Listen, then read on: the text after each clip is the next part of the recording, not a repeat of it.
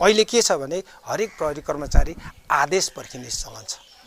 आदेश होइन, सिचुएसन अनुसार उसलाई कानुनले नै दिएको अख्तियारीलाई कसरी फिल्डमा निर्णय गरेर काम गर्न सक्ने त्यो लेभलमा पुर्याउन सक्नु प्रमुख चुनौती हो भन्छु म। के भने अहिले पूर्व प्रधानमन्त्रीज्यू र पूर्व गृहमन्त्रीज्यू पक्राउ पर्नु भनेको कुनै गैर कानुनी प्रक्रियामा जानु होइन, उहाँहरू पनि कानुनी प्रक्रियामा जानु नै हो।